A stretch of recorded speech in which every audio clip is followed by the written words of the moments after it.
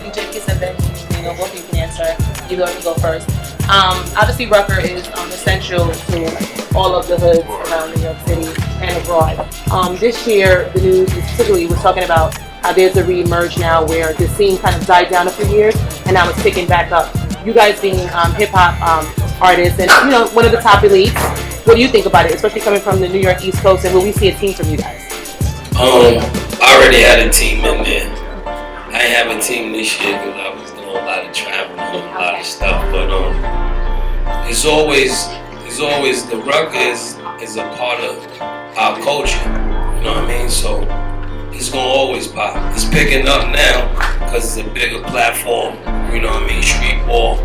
Street ball athletes are getting commercials, they getting tryouts for the D-League, some of them are making NBA teams, so you already know how important it is to the culture, and it's a bigger platform now. So hip-hop and artists like me and Maino, we always gonna go to the Ruckers, Dykeman, whatever the Rucker type of joint is in Brooklyn, and you know what I mean? The street ball thing is big, and the Rucker is like one of the pillars of street ball, so anytime they do anything, it's always gonna pop. It might have died down a little, but it's definitely it's picking up now, and it's only gonna get larger. It's great because like street ball is definitely a part of our culture since before we was born. You understand? It's not going anywhere. Music and basketball has always been a way out for us. You know, us coming from these communities, whether we came from their style, we came from Yonkers, it's all the same thing. It's all us trying to get out and trying to find better ways to, better ourselves. So ball has always been an opportunity for us. If we were good enough in rap music, it coincides. We cool with basketball players. We come to the Rucker. I actually played in the celebrity game at the Rucker before. So I mean, it's like me too. I had a horrible game. I need another shot. I had one back, man. So this is great, and it's great being here. Yeah. Oh man, this is beautiful. Didn't we invent basketball in Brooklyn? No. James Naismith. Let's keep it real. Like, didn't we? James Naismith invented basketball. Hey fam, this is Kaye from Plum TV. How you doing? How you doing? All right, being from Brooklyn, also coming to the Rucker today and having your own team, how important is it just for the youth to pay attention to the Rucker? As I was asking earlier to Maino and Jada, that it was pretty much a decline over the few years, and now it's kind of re-emerging. How important is it for it to be re-emerging, and why did you get involved?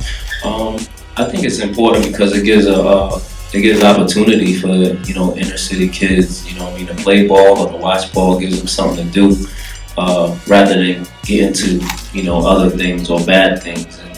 And just a lone opportunity sometimes can go a great deal, because if you have nothing to do, you might turn your hands to do something wrong. So one of the things in my neighborhood is I want to bring back the basketball tournament in my neighborhood. It stopped the same way for the last couple of years. And, I know how much it meant to me growing up, having to look forward to playing or look forward to seeing the game. So, I think it's just, the opportunity alone, even this opportunity of bringing it to Brooklyn and letting, Brooklyn kids, not only if you live in Harlem or able to travel up there, but now it's a little closer to us. Letting Brooklyn experience it as well, so it's all about the opportunity. Plum TV. My question for you is, obviously right now you pretty much are dominating the radio waves with a lot of your singles. Right. How important was it for you to join the Rucker tournament as well as establish your own team? And also the second follow-up, which you can answer 1 and 2, which is there's whispers about the new album being called Mac and Cheese. Is that true? Or what can you tell me? Yeah. Actually joining Rucker was my boy Swift out there. He's the one that told me to get a team of Rucker. Plus, Clue always tried to get me in the gym, tried to get me to get a team, do all that stuff. But Rucker, I came up. I'm from like 5 minutes, 10 minutes away from Rucker, so I always just come to Rucker.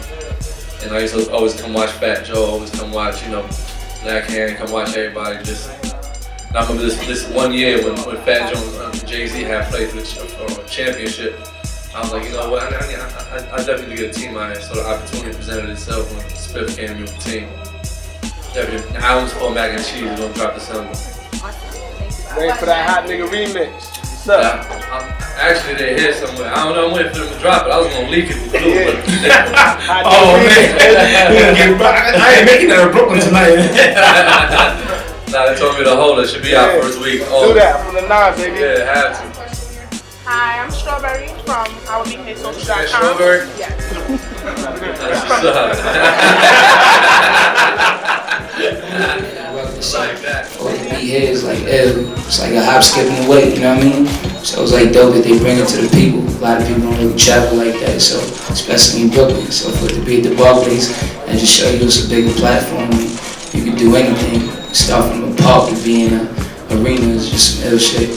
My favorite ball player is Allen Iverson, followed by Michael Jordan, and then I gotta go with the home team, so just the Knicks in general. Anybody who play for the Knicks. Hey.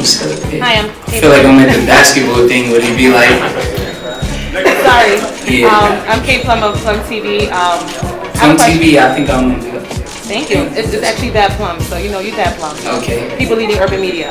All right. You're from Brooklyn. Today is a big event for Brooklyn. A lot of Brooklyn rappers. In hip hop right now, there's a reemerge also with the New York culture, New York rappers kind of surfacing back up. I did that. All right. Yes. So you played a big influence on that. The anticipation of your album, like the streets want to know. What's up next for Troy Ave? I'm just figuring out my next move. I don't wanna, like, coming from New York, I always grew up watching like the Rockefellers, the Murder Incs, what's the other joint? DMX joint with the Rough Riders and all that. So I felt like I laid down so much of a foundation that I'd be doing myself in my city injustice if I just signed a regular artist deal. So I'm going for that joint venture, you know what I mean? So it's gonna be BSB Records / whatever major I go with, you know what I mean? So I basically sign myself to myself, because what happens now is labels try to sign you to what you already got. They prey on you being desperate, you know what I mean? And by the grace of God, I made enough money to do my own thing, so I'm gonna go for a joint venture and be a boss and do it how the OGs did it before me, whether it was Jay-Z, Dame Dash, Rockefeller, Rough Rider, all that, Puff Daddy, Bad Boy, so I want to do it like that for the city. Thank you. Oh, that was ill. I was just with Puff in Miami the other day, and we was I had a yacht, all type of fly shit. It was cool though, but it was different. You guys all stuck in the studio? Nah. Actually, Mace hit me up to do the record, and then I was like, alright. He was the first one on the remix, and then T.I. was out there, and Puff, and yeah. But I went out to Miami to shoot the video, but we wasn't all in the studio together with that. Possibly. I got a new record called Good Time that's heating up solo over the radio, so I gotta just figure that out. I still gotta go to Atlanta and get the other part. Pause. I'm at the point in my career now, musically, where a lot of kids don't even know I make music, right? When you get to a certain age range, like after a certain range, obviously they know my history very well, but there's a certain age where they come up to me and they say, oh, he makes music? I didn't know he makes, he makes music, I thought he was an actor, this and that. So because of that, I decided to make another record, you know what I'm saying? And just to give you some thoughts behind it, like I had a record not long ago, but it was one of my science project albums. You know, if you look at the history of my music, I usually have an album that does really well, then I have an album that's weird, then I have an album that's really well, then I have an album that's weird, and people wonder why that is. That's because I like to do science project albums in between my hood albums. You know what I'm saying? So I give the people one, then I do one for me, whatever I want to do. Then I give the people one, then I do one for me, whatever I want to do. And everybody always thought I was crazy because I never told anybody what I was doing.